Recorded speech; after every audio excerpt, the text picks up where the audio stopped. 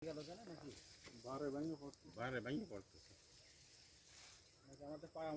না ভালো আর একটু তার লাগলে ভেঙে পড়তেছে না। ভালো দিক দাদা বুঝেছেন দাদা, ভালো দিক দাদা পেয়েছে সবই বলেন। আচ্ছা দাদা নমস্কার। হ্যাঁ নমস্কার। দাদা আপনি তো অনিমেষ দাদা তাই না? হ্যাঁ।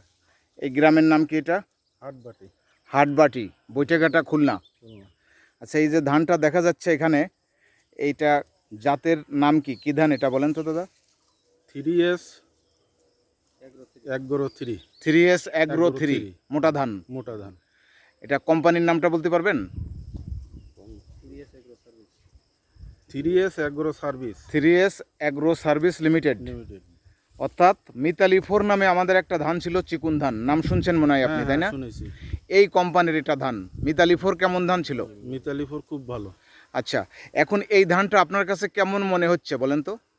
এই ধানটা খুব ভালো মনে হচ্ছে। আচ্ছা কোনো রোগবালাই ছিল? না, রোগ বেলাই পাইনি।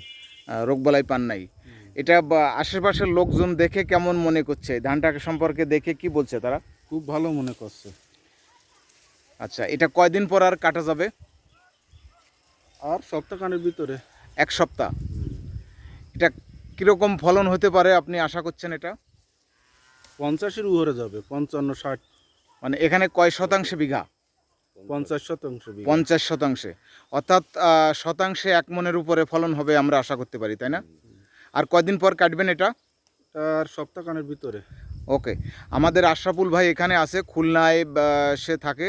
আপনি কাটার আগের দিন তাকে ফোন দিবেন, আমরা একটু 1 শতক জমিতে কত কেজি ফলন হয় এটা আমরা একটু বের করব। আচ্ছা আচ্ছা ঠিক আছে। আর আপনার কাজ হবে এই এলাকায় সবাইকে এনে একটু এটা দেখানো, ফসল কাটার দিন আমিও আসব এবং এটা একটু আগামীতে বলবেন যে এই ধানটা ভালো, এটা করা যাবে। তাহলে জাতের নাম কি এটা? 3S agro 3। 3S এগ্রো 3 জাতের নামটা মনে থাকবে তো? ওকে দাদা নমস্কার।